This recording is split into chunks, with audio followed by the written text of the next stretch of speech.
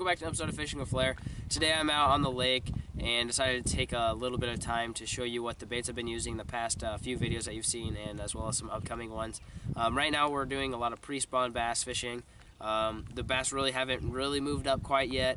They're still kind of in their winter haunts a little bit. The water's just approaching 50 degrees now, and that's kind of the temperature in which they start to bite a little bit better. So I was going to go over the top 5 baits for this time of year.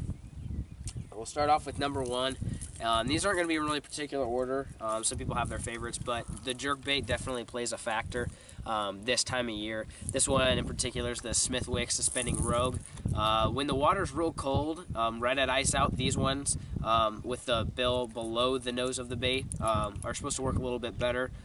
They don't have quite the side-to-side action. It's more of just like a hop back and forth. As the water approaches 55, 50-55, I might go to something like the Livingston, the KVD, those ones with the lips, or like the shadow wrap that have it built into the nose, that give a little bit more side-to-side action on it. Pair that up with 10-pound fluorocarbon with a loose speed spool. This one is in 6:4 gear ratio, and then a Denali medium heavy 7-foot crankbait rod. And ideally you'd want something shorter than a 7-foot, probably like a 6'6" to 6'8". I just don't have a jerkbait rod, and this one has the right action. I wish it was a little bit shorter, but it has the right action for the jerkbait. It seems to do the job. Next we have a lipless crankbait, and you guys have probably seen this in the last few videos, as well as some upcoming ones that you haven't seen. And the lipless crankbait is probably my go-to bait from ice out until it hits about 55-60 degree water, once they start to get in the spawn and stuff like that. This one in particular here is the Livingston Lures Pro Ripper. I have used the Yozuri in one of the videos. I think I used the KVD maybe in one of the other videos. With lipless crankbaits, it really just depends on the conditions that I'm fishing. I like the Livingston because it's a little bit lighter than the Strike King and the Yozuri and stuff like that. For the size of the bait, it's a little bit lighter. I like to fish this one when the grass is grown up and there's about 5 feet of water. If I'm fishing in 5 feet of water and the grass is below 5 feet, I like throwing the Livingston because that way I can use a slower retrieve. If I'm fishing anywhere from 10 to 5 feet deep, then I like to go to something a little bigger like the Yozuri. That's a little bit heavier, get me down there quicker, maybe 3/4 ounce, stuff like that. Red seems to be the best color. This one's called Spring Craw. Pair that up with a loose speed spool. This is in 6:4 gear ratio. I have 10-pound. I think this is actually monofilament. It doesn't really matter with throwing a lipless crankbait. I kind of like the stretch. It helps me catch a little bit more fish. If you're snatching it out of grass, you might want something a little stiffer, maybe some braid. And this is a 7-foot Rick Clun. This is a lipless cranking rod. It's an all-glass rod, 7-foot medium. It's really lightweight.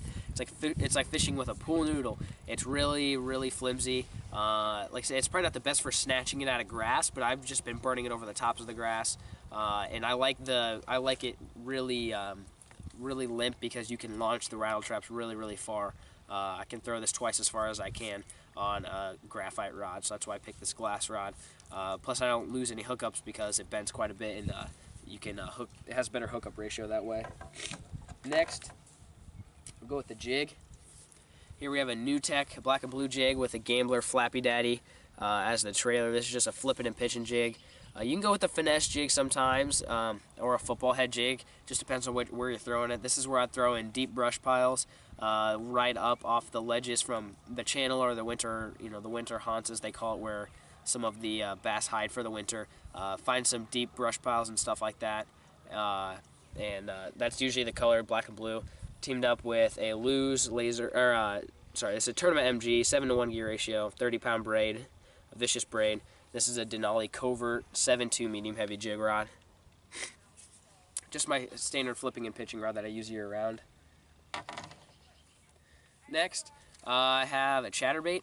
This one is a New Tech Chatterbait. This is with the Blitz head on it. White and chartreuse color with a Gambler.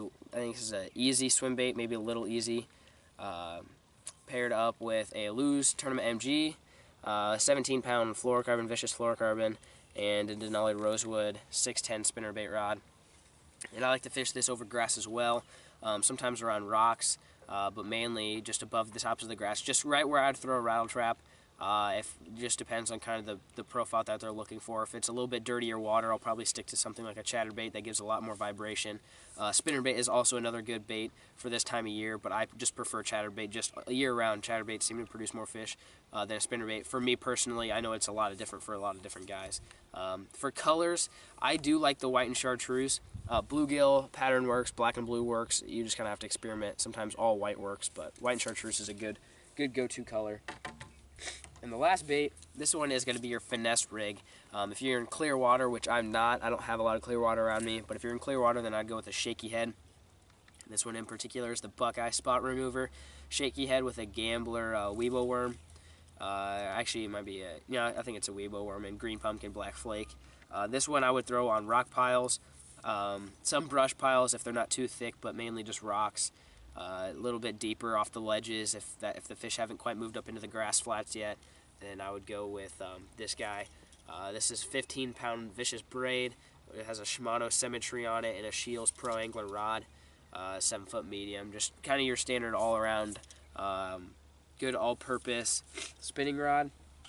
So those are the top 5 baits. Talk about a little bit about where to fish at this time of year.